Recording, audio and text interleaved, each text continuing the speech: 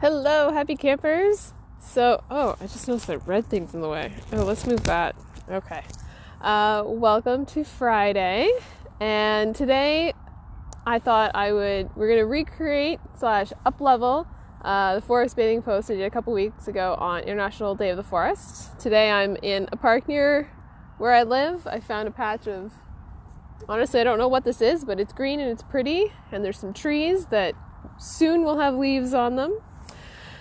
And so Friday afternoons for me are wonderful. It's one of my favorite parts of the week. Not only because it's Friday, but partially because of how I've set up my Fridays. So I go to a dojo, more on that some other time, in classes at 2:00. So I've really gotten to the habit that I eat lunch, wrap up whatever I've been doing for work this week, head to the dojo, get a really good workout in.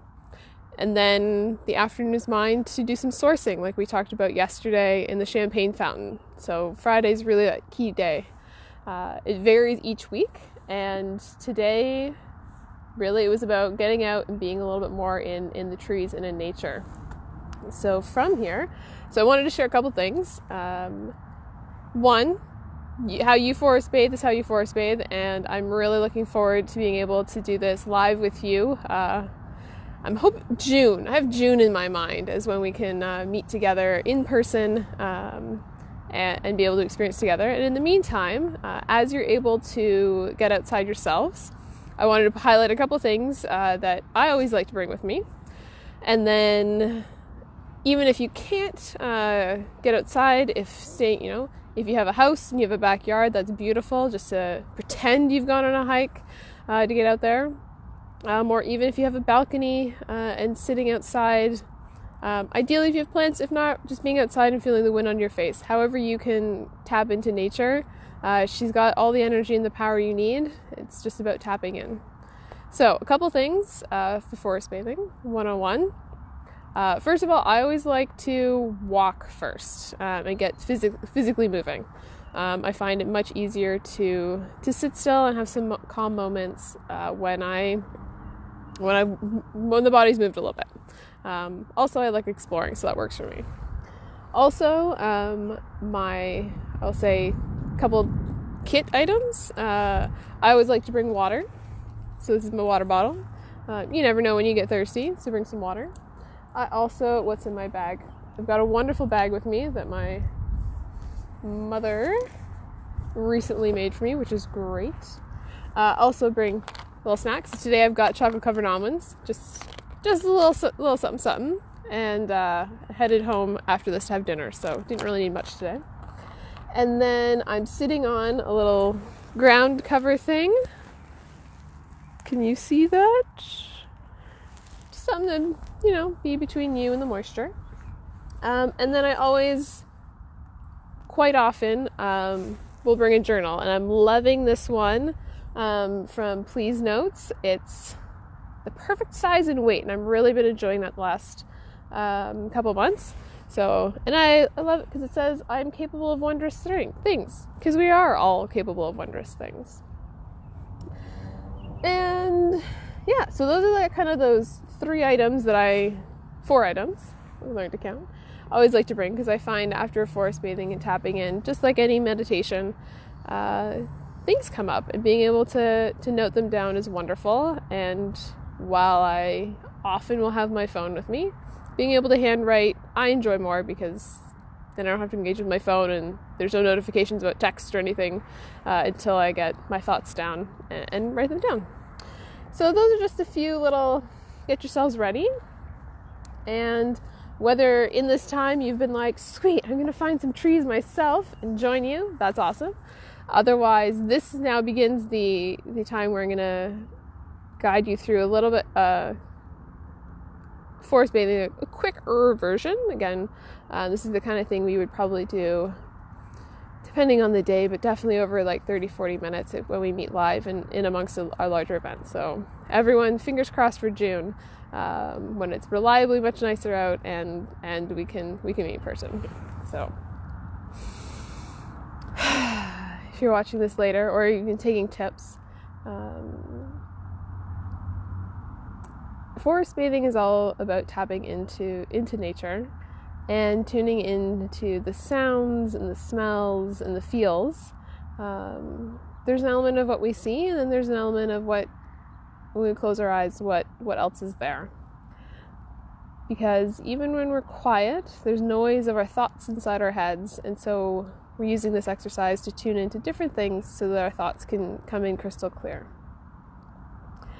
So step 1 is to slow down, and so that's why I suggest doing a bit of a walk to get where you're going, so that when you reach the place, there's more of a natural inclination to want to slow down and sit and settle in. Definitely, often I find nestling up against a tree is great for some back support. And this part is good. The walk is also good to help with the starting slowing down, because it does take time to let go of your thoughts and tune into the silence. And even if I'm hoping you can't, however, there are cars in the background for me right now, because I'm in a city park, and just being able to tune into what's around you and be able to quiet those city sounds is a good part of the first part.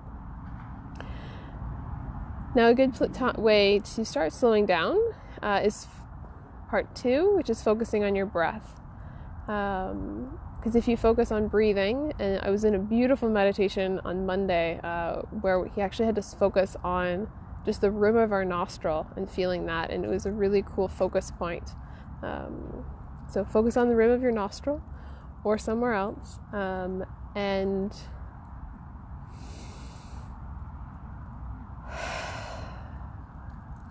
breathe, and allow yourself to do a good long inhale, filling your belly. Hold there for a couple seconds, and then see how long you can do your exhale for.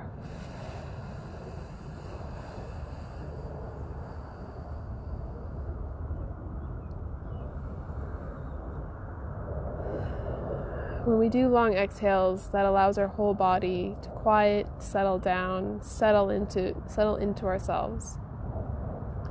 And to keep going in a pattern, you're starting with 2, 2, 4, so 2, count of 2 in, count of 2 to hold, 1, 2, and then count of 4 to exhale, 2, 3, 4, woo, dog. And extending that to a 4, 4, 16 breath is really beautiful. Because once we're settled in our bodies, we're connected in, that's when we begin to listen in all directions around us, allowing the noise in our minds to quiet and just listen to the sounds of nature. So for instance, right now I can hear birds in the trees. There is faint car traffic in my background. I think you heard the dog bark recently. And it's just about being aware and tapping in and listening to what you see, what you can hear. Often it's nice to start by looking and seeing what you can observe, and then closing your eyes and really tapping into what can you hear, what can you smell, what does your body feel, the wind, is it cool, is it warm, is it fast, is it slow? And just sitting there as long as you want, as long as you need, to tap in and soak up the beautiful energy from Mama Earth, the constant perpetual source of energy, our most renewable of renewable resources, and tapping into that. And so I invite you to, sit as long as you can, you want, you need, in that place of quiet. And then that's where, after a while, when it feels right for you, I would invite you to pull out your journal or paper and just jot down whatever is in our mind's eye, whatever wants to come out, free from judgment or analysis or anything. Just write, stream of consciousness, and then you can go back later and dive into more if you need to. So I hope you've enjoyed. Like I said, I'm looking forward to when we can do this live with each other. And until then, I'll bring you hopefully some different views, some different parks, and some other ways to connect and and be able to tap in together while we're virtual. So I hope you have a wonderful rest of your Fridays, or whatever day you're on when you watch this, and enjoy Mama Nature.